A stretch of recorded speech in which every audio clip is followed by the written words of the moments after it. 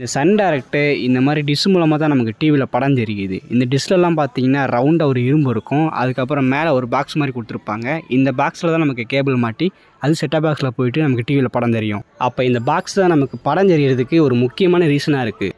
சின்ன வயசுலேருந்தே இந்த டிஷ்ஷெல்லாம் பார்க்கும்போது இந்த சின்ன பெட்டிக்குள்ளே என்ன இருக்குது அப்படின்னு என்னைக்காச்சும் கழட்டி பார்க்கணும் அப்படிங்கிறது ஒரு மிகப்பெரிய ஆசையாக இருந்துச்சு.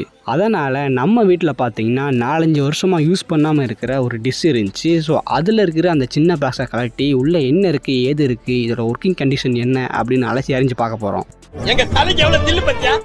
நம்மக்கிட்ட இருக்கிற அந்த டிஷ்ஷில் இருந்து அந்த சின்ன பாக்ஸை கழட்டியாச்சு. இது ஒன்றும் அவ்வளோ வெயிட்டெல்லாம் இல்லை, கொஞ்சம் லேசாக தான் இருக்குது. அதே போல் இதில் வந்து நட்டு எதுவுமே கொடுக்கல, சும்மா அப்படியே பிளாஸ்டிக்கை வச்சு டைட் பண்ணி வச்சுருக்காங்க. ஒரு ஸ்க்ரூ ட்ரைவர் ஏதாச்சும் இருந்தால் போதும், அதை வச்சு நவுத்தி விட்டாலும் இது ஓப்பன் ஆயிரும் போல், அந்த மாதிரி தான் கொடுத்துருக்காங்க. ஒரு வழியாக இந்த பாக்ஸோட மேல் முடியை கழட்டியாச்சு. இதுக்குள்ளே பார்த்தீங்கன்னா ஒரு அலுமினியம் செட்டப் கொடுத்துருக்காங்க. இது வந்து இதோட வெயிட்டை வந்து ரெடியூஸ் பண்ணி கொடுக்கும். அலுமினியம் வந்து மேக்ஸிமம் வெயிட் இருக்காது. ஸோ அதனால தான் இந்த டிஷ்ஷோட இந்த பாக்ஸ் பார்த்தீங்கன்னா வெயிட் இல்லை. அதே போல் உள்ளே ரொம்ப அழுக்காக இருக்குது. இதுக்கு ரீசன் என்னென்னா, இந்த டிஷ்ஷு வாங்கி கிட்டத்தட்ட ஒரு 15 வருஷம் இருக்கும். லாஸ்ட் ஒரு 4 வருஷமாக இதை யூஸ் பண்ணாமல் விட்டோம். ஸோ அதனால் உள்ளே பார்த்தீங்கன்னா ரொம்ப ஒரு மாதிரி அழுக்காக இருக்குது.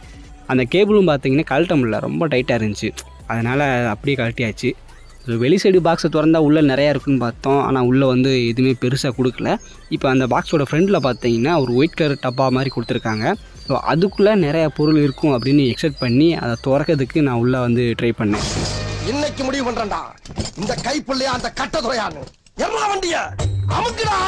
போனால் போது நமக்கு உள்ளே என்ன இருக்குன்னு தெரிஞ்சே ஆகணும் அப்படி சொல்லிட்டு அதை ஓப்பன் பண்ணி உள்ளே பார்த்தா உள்ளே ஒன்றுமே இல்லைங்க. ஏதோ 2 கம்பியை மட்டும் கொடுத்து வச்சுருக்காங்க. இதை பார்த்ததுக்கப்புறம் ஒரே ஷாக் ஆயிடுச்சு.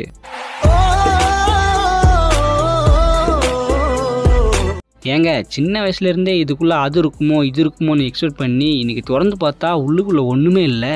இது மூலமாக எப்படிடா படம் தெரியுது அது இதுன்னு யோசிச்சுட்டு இன்றைக்கி பார்த்து உட்காந்துட்டு இருந்தேன்.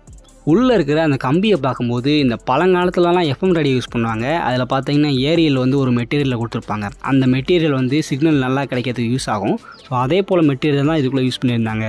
இதை பார்த்த பிறகு தான் அப்போ இதுலேயும் ஏதோ சயின்டிஃபிக் மெத்தட் யூஸ் பண்ணுறாங்க போல் அப்படின்னு புரிஞ்சுது. ஸோ அதை பற்றி இப்போ அனலைஸ் பண்ணி பார்ப்போம். இப்போ நம்ம கழட்டி வச்சிருக்கல இந்த பாக்ஸு, அதுக்குள்ளே இருக்க கம்பிக்கு எங்கேருந்து சிக்னல் கிடைக்குன்னு பார்த்தீங்கன்னா டிஷ்ஷில் வட்டமாக ஒரு இரும்பு இருக்குல்ல, அதுலேருந்து சிக்னல் ரெஃப்ளெக்ட் ஆகி தான் இந்த கம்பிக்கு கிடைக்கும். கொஞ்சம் தெளிவாக பார்த்தோம்னா நம்ம வீட்டில் இருக்க டிஷ்ஷுக்கு எங்கேருந்து சிக்னல் வரும் அப்படின்னா சேட்டலைட்லேருந்து டேரெக்டாக வரும். ஸோ எல்லா டிஷ்ஷுமே நம்ம சன் டைரக்டாக இருக்கட்டும், டாடா ஸ்கையாக இருக்கட்டும், ஏர்டெல்லாக இருக்கட்டும், எல்லா டிஷ்ஷுமே பார்த்தீங்கன்னா கிழக்க பார்த்து தான் இருக்கும். ஏன்னா கிழக்க பார்த்து வைக்கும்போது தான் சேட்டலைட்லேருந்து சிக்னல் வந்து கொஞ்சம் நல்லா வரும் அப்படின்னு சொல்கிறாங்க. என்னதான் எல்லா டிஷ்ஷுமே கிழக்க பார்த்து இருந்தாலும் ஒவ்வொரு பிராண்டுமே அவங்களுக்கு ஏற்ற மாதிரி டிகிரியில் செட் பண்ணி வச்சுருப்பானுங்க. இப்போ சன் டைரக்ட் பார்த்தீங்கன்னா 45 டிகிரியில் இருக்கும். மற்ற டாடா ஸ்கை இந்த மாதிரிலாம் பார்த்தீங்கன்னா அது கொஞ்சம் டிஃப்ரெண்டான டிகிரியில் இருக்கும். இந்த மாதிரி டிகிரியை சேஞ்ச் பண்ணி வைக்கிறது மூலமாக அந்த ஃப்ரீக்வன்சியில் கிடைக்கிற சேனலாக நம்ம ஆக்சஸ் பண்ணிக்கலாம். அதனால தான் ஒவ்வொரு டிஷ்ஷுமே பார்த்தீங்கன்னா ஒவ்வொரு ஆங்கிளில் வச்சுருக்காங்க. ஒரு வழியாக நம்ம கொடையை அந்த டிகிரியில் செட் பண்ணி வச்சதுக்கப்புறம் அந்த ஃப்ரீக்வன்சியில் கிடைக்கிற சேனல்ஸை நம்ம ஆக்சஸ் பண்ணிக்கலாம். ஸோ அந்த சிக்னலெல்லாம் நம்ம கொடையோட அந்த இரும்பு வட்டம் இருக்குது பார்த்தீங்களா, அதில் வந்து படும். ஸோ இப்படி சேட்டலைட்லேருந்து டேரெக்டாக நம்ம கொடையோட இரும்பு பகுதியில் சிக்னல் படும்போது அது எல்லாமே அந்த கொடையில் இருக்கிற பாக்ஸ் இருக்குது பார்த்தீங்களா, அங்கே ரெஃப்ளெக்ட் ஆகி உள்ளே இருக்க கம்பி மூலமாக அட்ராக்ட் பண்ணப்படும். இப்படி ஏகப்பட்ட சிக்னல் அந்த கொடையோட வட்ட பகுதியில் பட்டு அது வந்து ரெஃப்ளெக்ட் ஆகி அந்த பாக்ஸில் இருக்க கம்பியில் படுறதுனால அந்த பாக்ஸில் இருக்கிற கம்பி பார்த்தீங்கன்னா கேபிள் வழியாக அந்த சிக்னலை செட்டாப் பாக்ஸுக்கு சென்ட் பண்ணும். செட்டாப் பாக்ஸ் பார்த்தீங்கன்னா ஒவ்வொரு சிக்னலுக்கு ஏற்ற மாதிரி அந்த டிவி சேனலை கொண்டு வந்து நமக்கு டிவியில் வர வைக்கும். இவ்வளோதான். இந்த மாதிரி கான்செப்டில் தான் நம்ம வீட்டில் இருக்க எல்லா டிஷ்ஷுமே ஒர்க் ஆகிட்டு இருக்கு. நான் வந்து இதை ஆராய்ச்சி பண்ணி பார்க்கறதுக்காக என்னோட வீட்டில் இருந்த ரொம்ப பழசான ஒர்க் ஆகாத கண்டிஷனில் கிடந்த டிஷ்ஷுக்கு ஆராய்ச்சி பண்ணி பார்த்தேன். ஸோ நீங்கள் இது மாதிரி பண்ண போகிறீங்க அப்படின்னு சொல்லிட்டு எதுவும் ட்ரை பண்ணாதீங்க.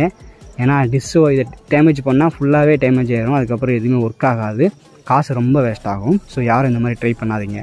ஒரு சின்ன ரிக்வெஸ்ட், நம்மளோட வீடியோஸை பார்த்தீங்கன்னா 99% வந்து சப்ஸ்கிரைப் பண்ணாதவங்க தான் பார்த்துட்டு இருக்கீங்க. இதை பார்க்கும்போது லைட்டாக மனசு கஷ்டமாக இருக்குது. ஸோ நம்ம வீடியோ பார்க்குறவங்க அப்படியே சப்ஸ்கிரைப் பண்ணி விட்டால் கொஞ்சம் புண்ணியமாக போகும்.